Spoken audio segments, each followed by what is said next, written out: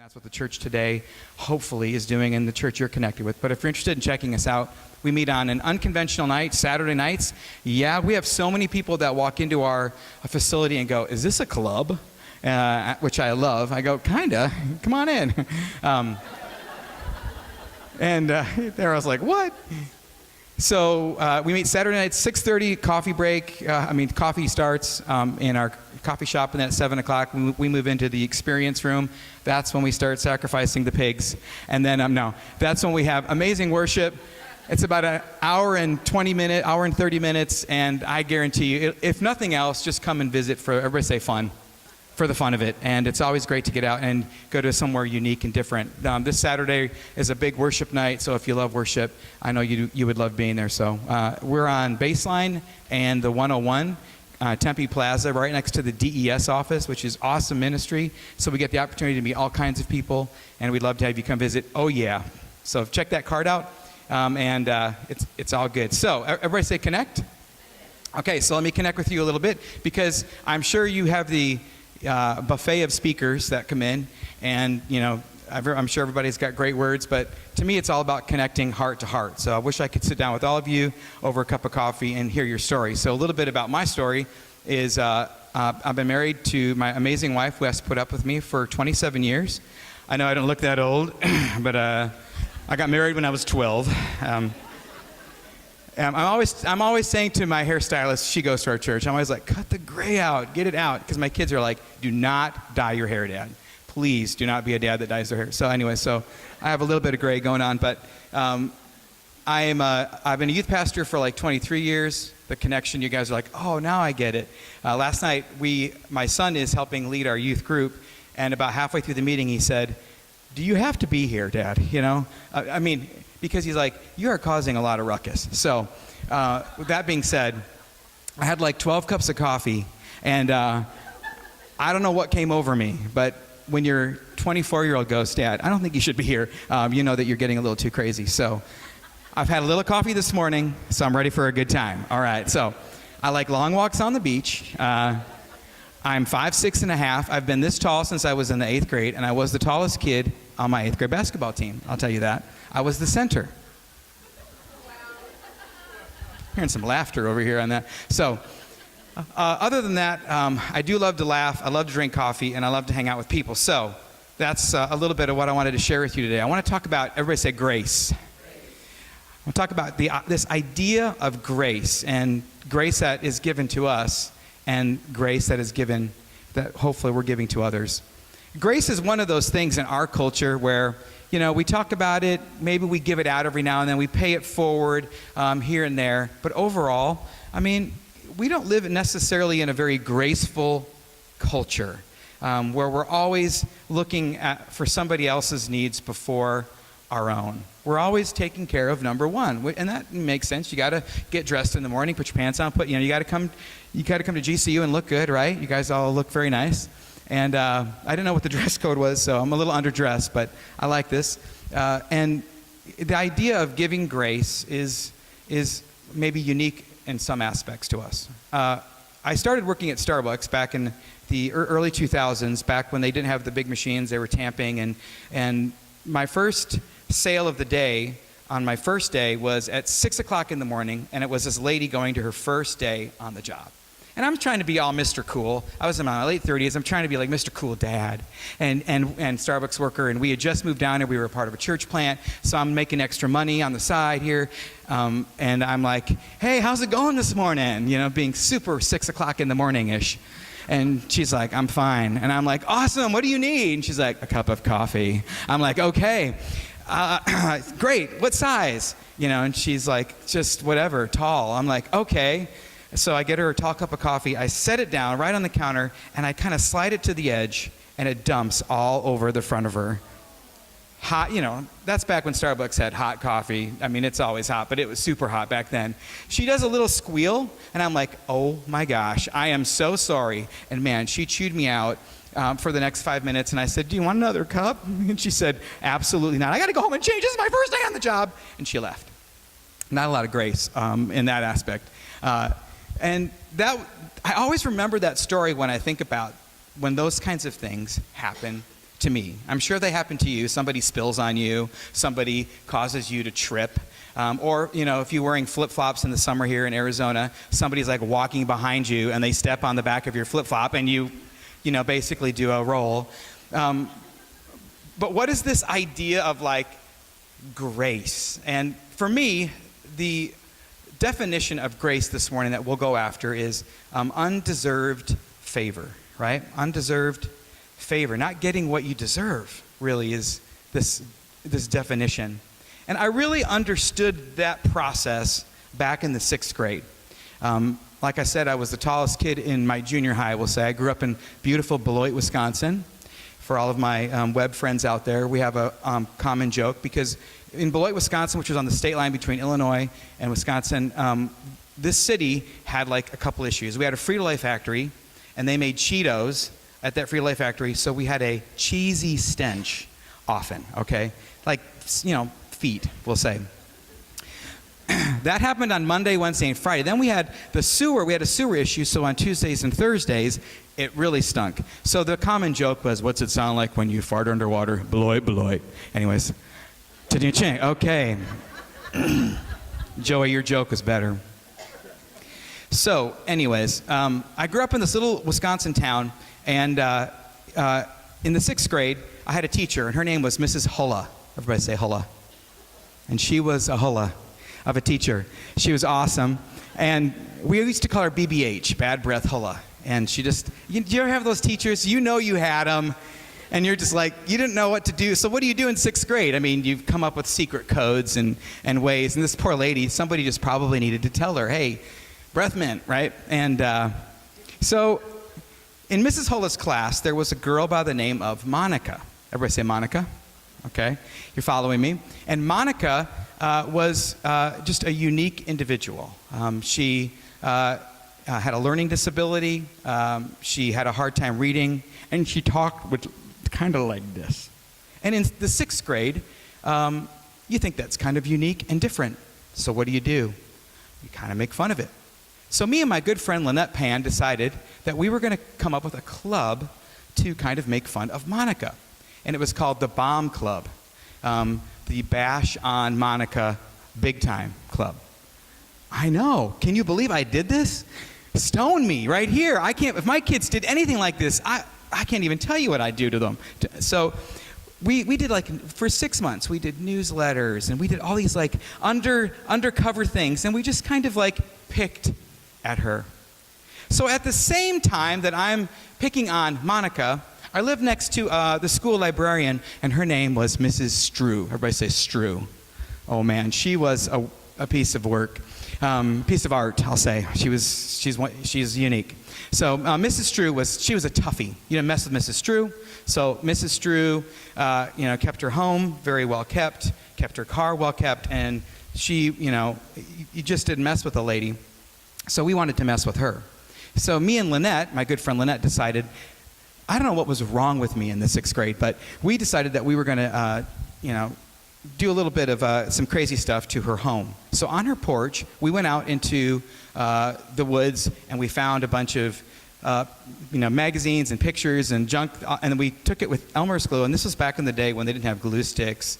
I mean, it was serious glue. So we took white glue, and we plastered her porch with all of this paraphernalia and glued it there. Then we took mustard from my mother's fridge, and we sprayed it all over the porch for some reason, and ketchup. And we thought it was awesome. We thought it was the funniest thing in the world until the cops got involved. The cops get involved. They pull us in, me and little Lynette, and we are busted big time. And Ivy Strew, tough lady that she was, had so much grace on us. She forgave us. She took it all down herself, washed her own porch, and simply said, don't do that. So I have Ivy Strew in my life, and I have Monica at school.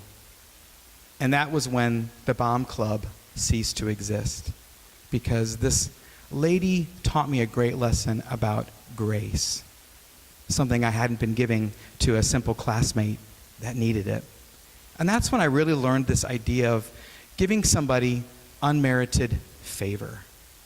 being graceful, being kind, being considerate. And in the Gospels, if you really follow the life of Christ, one character attribute that we see in Christ that we have obviously from the hand of God is this idea of compassion and grace. Jesus was not a tightwad. He didn't walk around with a frown on his face. He didn't wait in the Starbucks line and go, "Come on," He wasn't at the roller coaster at Magic Mountain pushing to get up to the front. He wasn't trying to cut. He was a graceful man who always looked at the interest of others first. And in the book of Luke, chapter 7, one of my favorite stories because it paints such a beautiful picture of the character of Christ, I want to read to you. And it's an unusual story because Jesus has just come off this amazing miracle moment where the servants, a servant had been healed, and they're moving from one city to another, and these awesome things are happening. And if you've ever had a moment in your life where maybe it was on a retreat when you were younger, or maybe it was in a church service, or maybe it was just a moment you had one-on-one connecting with somebody and God moves. I mean, you're excited, your insides are pumping. There's that, I call it spiritual adrenaline, and they're feeling that, and they're walking into the city, and bam, they cross paths with a woman who's just lost her son. And it says in Luke 7, starting verse 11, soon afterward, Jesus went to a town called Nain, and his disciples and a large crowd went along with him. As he approached the town gate, a dead person was being carried out, the only son of his mother, and she was a widow. A large crowd from the town was with her.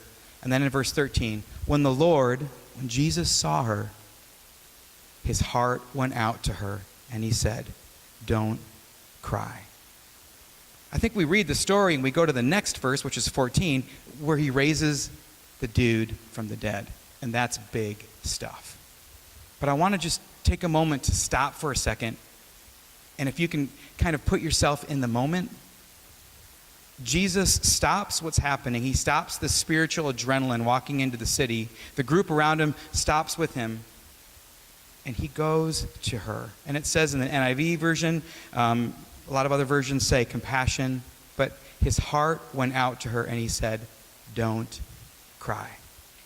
I think it's super fascinating that Jesus didn't walk up to the woman and go, "Hey, are you a follower of me? Don't cry." He didn't pull that. So there was no pre-existing condition that she had to be a disciple. He found her and he went to her because she was a human being in need. That, my friends, is grace. And that's what we're so busy. And this morning isn't a moment to say you got to do everything for everybody because it's impossible. But have you ever been, at the you come off the 101 and you got a guy with a cardboard sign, he's like right next to your window and you're like, "Don't look, don't look, don't look, don't look, don't look, don't look." Shoot, I got to look. What's he? Okay, I'm looking. Oh, we caught eyes. Dang it, hurry up, green light. And you're out of there. You can't change everybody's situation, but if we really know Christ, we listen. And when he says, "Stop, go," we do it. Even if it's enough to roll down a window to say, "Hey, bro, how's your day going today? What's your name? I'll be praying for you." And then he goes, "I want money." No.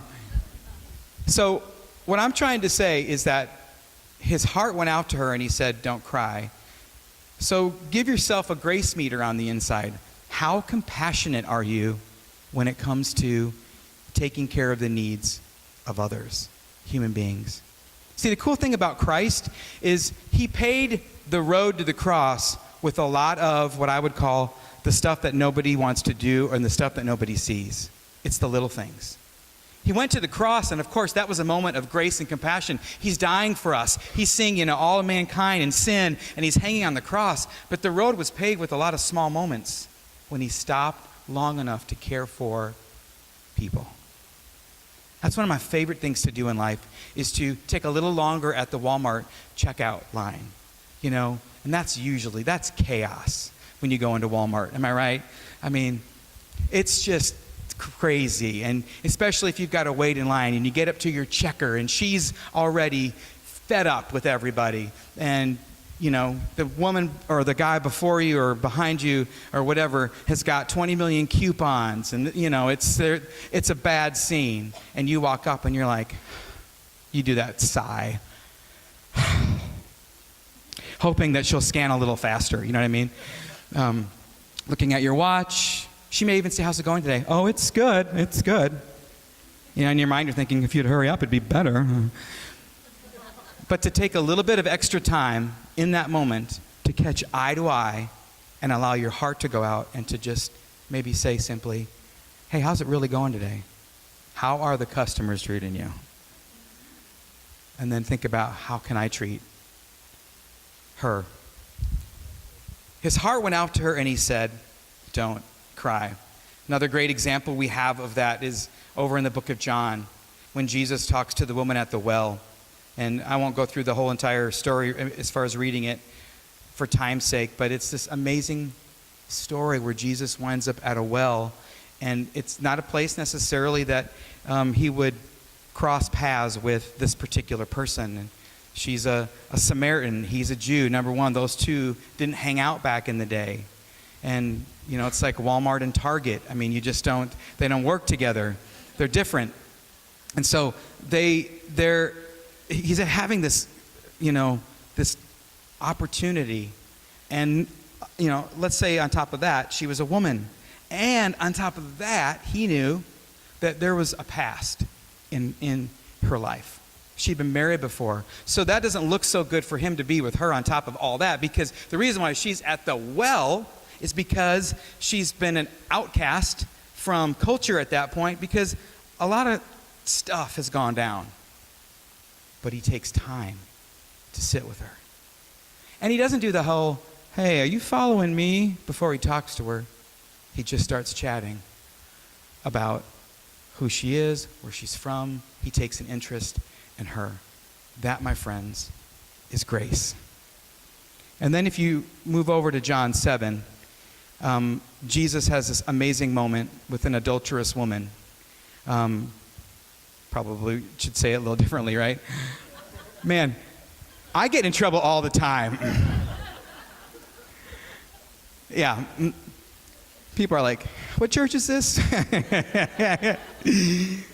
Keep it real. Keep it real. It says, so in chapter 7, starting verse 53, he says, at dawn, John says, at dawn, again, he appeared in the temple courts where all the people gathered around him, and he sat down to teach them. Then the teachers of the law and the Pharisees brought a woman caught in adultery. They made her stand before the group, and they said to Jesus, Teacher, this woman was caught in the act of adultery. And maybe you've heard this story before, and they go back and forth, and what happens in verse 6 is he bends down, and he starts to write something on the ground with his finger. When they kept questioning him, he straightened up and said to them, let any of you who's without sin be the first to throw a stone at her. And then again he stooped down and wrote on the ground. And at this point, those who heard began to go away one at a time, the older ones first, until only Jesus was left with the woman still standing there. Another amazing example of grace. It's one thing to be pointed out. And who likes that? Like if I started pointing things out in the room today about maybe I don't like that shirt, or, did you really take a shower this morning? Or, you'd be like, gee, what is wrong with this guy? But when you have your sexual life pulled out for everybody to see, I mean, that's bad. Because there are wounds that, we don't see out here that happen in here when it comes to the value of how you feel about yourself. Whether you made a mistake, whether it was made for you, it doesn't matter. Once it gets out, the secret's out, consider how she must have felt. And then there's Jesus. These guys are arguing over, what are we going to do to this lady? What does the law say? And there he goes with that amazing grace. It doesn't point at people, but it winds up writing something in the sand. A lot of people speculate and say maybe it was the sins of the guys or the people that were watching. Maybe it was a scripture about the kindness of God from the Old Testament. We don't know, but whatever it said, one by one, they went away. And it says the older ones went first. I think that's fascinating because they knew. You live long enough in this life and you get a grace bestowed on you, you get it. So that's what I'm trying to say here is some of us, we know. Take a look at our story. You want to hear my story? I could sit you down for a long time to tell you some of the areas that without the grace of God, I don't know where I would be, honestly. And then without the grace of people, without the grace of my parents who put up with a lot of stuff, grace, unmerited favor. So in your grace meter, ask yourself this question: what and where and how am I sharing and giving? Because it's been so given to me, maybe I can give to others. I'm going to close with a story that really moved my heart back when I was a new youth pastor. Calissa, Alyssa, Dylan, these guys have all heard this story. I've shared it before, but it's about a young boy by the name of Sawat. And Sawat grew up in the country of Thailand.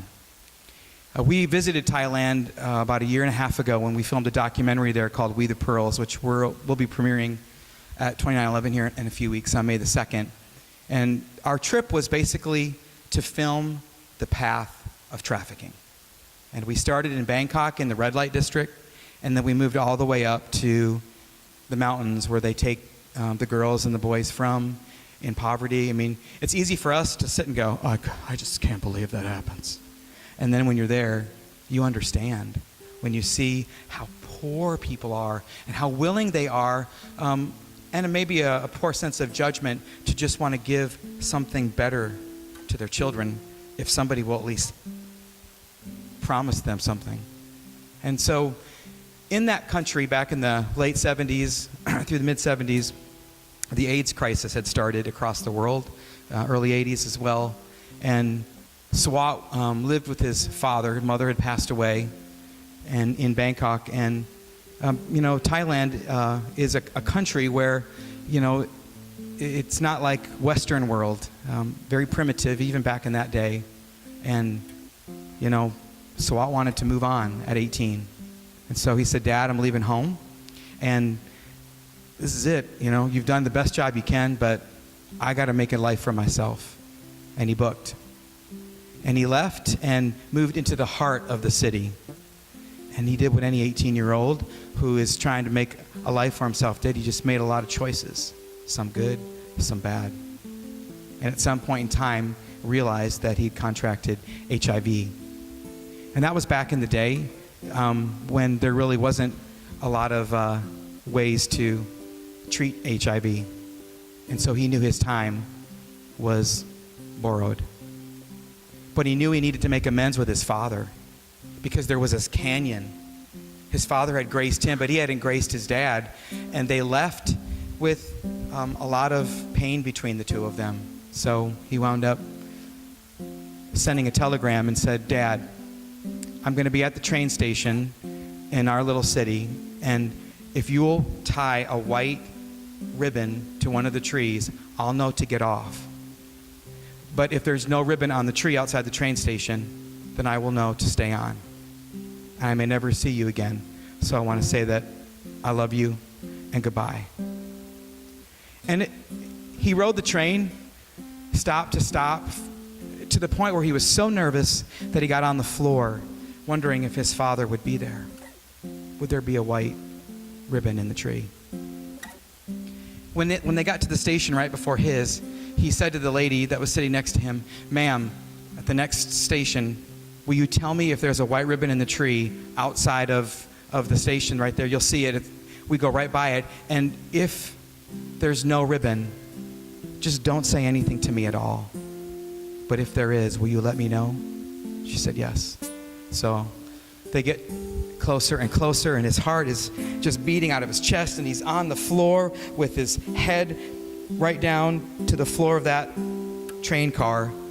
And they come up to the station, and he hears the woman take a deep breath. And he says to her, Ma'am, tell me, is there a white ribbon? Is there a white ribbon? Silence.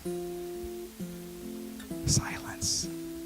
And he starts to cry, and so does she. And she says, is there a white ribbon? There's like 1,000. And there stood his dad. Grace, my friend. Unmerited favor. That's what the world deserves because we have been given. So what do? We give. We don't give out of ourselves, but we give out of what Christ has done for us. That's my encouragement to you today. Think about that, evaluate it, and give grace wherever you go. Will you pray with me? Lord, I thank you for the opportunity to just be here in this classroom together and just to encourage one another to follow the path of giving grace as we see in the Gospels, as we follow your life, Lord. In Luke, in the book of John, in John 7, when this adulterous woman who should have been stoned by law was pardoned by your love. May we pardon people with not our love, but your love working through us, because it is a supernatural act. It's beyond us, because in our lives, even on our best day, we're full of ourselves. But when we rely on you, grace, it flows out of us. And it's easy to love the unlovables. So I thank you for the people in my life that have connected with me that have had so much grace. And God, help me, even today, to bestow that same grace wherever I go. In your name. Everybody say